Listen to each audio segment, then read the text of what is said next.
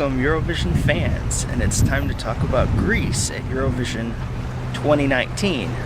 The last couple times I've recorded this I've accidentally said 2018, but that's me, that's how I am, so gotta remember the year still. So figured it was a pretty good time to record this introduction because, well, as the Greek song isn't actually out yet, I'm still in Greece at the moment, so yeah, we're gonna talk about the Greek song, even though as I'm taping this, I don't know the title of the song nor the artist, but that's how we're gonna do it today. And before we start, just a quick view of what I'm looking at here. This is obviously the Mediterranean Sea, and I'm in Piraeus, which has just been absolutely beautiful. This has been an incredible day out here, just walking around and checking out. It's a little more quiet and laid back than the tourist areas of Athens. Greece, beautiful country. But y'all came here for a song review, not to stare at the sea, so let's get to that now. Well, we know the artist now, Katerine Duska, with the song Better Love. So yeah, I was in Greece there, and it was a great time, great people. I loved my time there. We'll make some videos out of that, out of the trip, with some photos and stuff, so that'll be in the future when we get past some of this Eurovision chaos. But for right now, we are reviewing the song, the Greek entry for Eurovision 2019. If I had to describe this song, it would be epic. It feels like an epic performance, and it's hard to describe just how big it feels. It feels like one of those songs that you could wheel into any sort of coliseum or stadium or music venue in general. Anywhere around the world you play this and it's just going to be such a big, huge event. This song right here. I'm really excited to see this at Eurovision and see what happens with this and see the performance. Her voice is just incredible. I'm talking, you know, some of the biggest divas in the world, Christina Aguilera, Adele. I'm just throwing random singers out there, but you know, some of the biggest voices kind of all compacted into one. She really has that kind of vocal quality, so I'm expecting a very impressive show. It depends on the staging though, so but yeah, the one word is epic for for this song. So Katerine Duska is a Canadian Greek singer and songwriter. She's actually one of the 3 songwriters on this song, along with Leon of Athens and David Snedden. So what are the strengths of this song? The introduction, for one, leaves a strong impression on me. It gives the song an identity right away, and you, the listener, know that you're going to get something special. It's very subtle musically, but from the first note you realize that this song is different. Katerine's voice, wow! She has such an interesting and full tone to her voice, and I've never heard a voice exactly like hers. It's so different.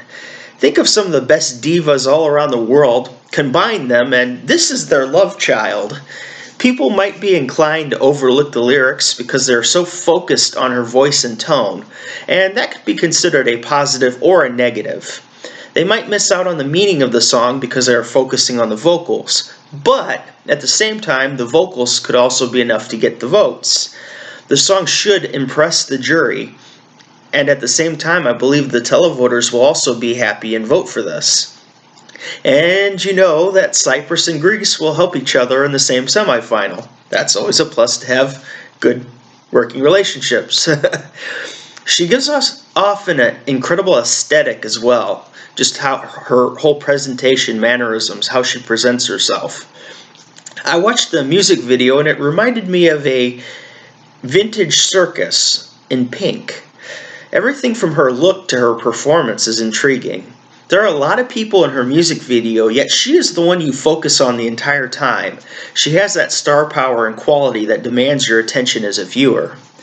This is the type of song that has mainstream worldwide appeal.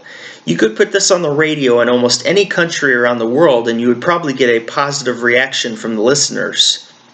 If Eurovision is about producing pop hits, then this song will be very successful in the contest. This is very well produced and radio friendly. Another thing I love is how the pre-chorus builds into the chorus.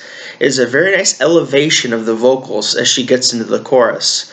Right after she finishes the bridge, that's where I get the chills and the goosebumps every single time. It's subtle, but that moment is so big for me personally. So what are some potential issues with the song?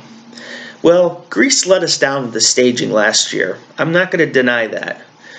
Onyero Mu was my number 2 song of the year and the staging flopped. It failed completely. So I have a bit of apprehension, but also hope that Greece will get it right this year. After all, I love Demi's staging in 2017, but it takes a year to gain the trust back with a Greek team. The staging is a huge element of whether the song will be successful or not at Eurovision 2019. There's also that whole thing of we haven't heard a live version yet, so I don't worry about her as a singer live because I've heard some clips, but we just don't know what we're going to get, so we don't know what to expect from a live version of this song.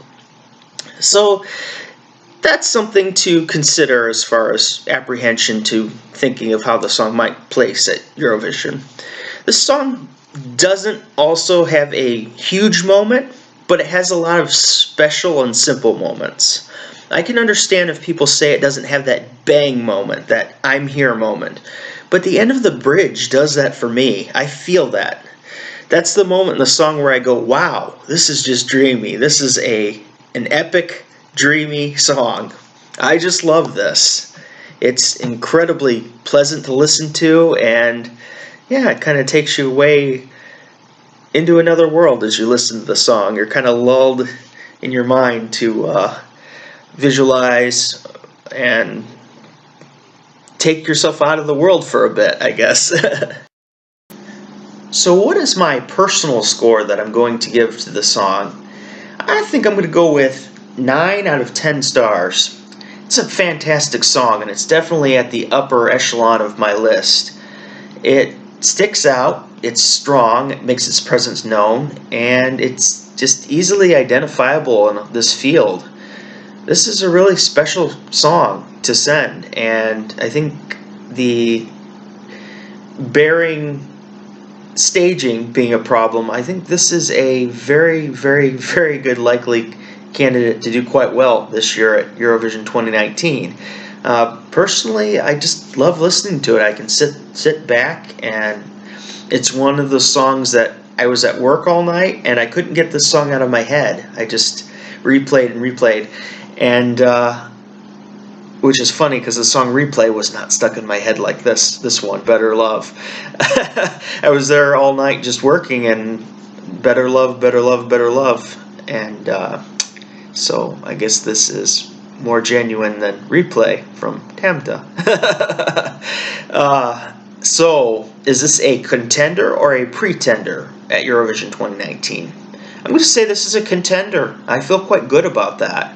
I think it's a contender to potentially win the competition. It's definitely possible. I can't write it off and say it has no shot to win. This is a quality song, a quality artist who really sticks out with a phenomenal voice, and with that staging, if that fits in together as well, this could place really well and it could win the competition. So I have to go with that. This is a contender to win the competition.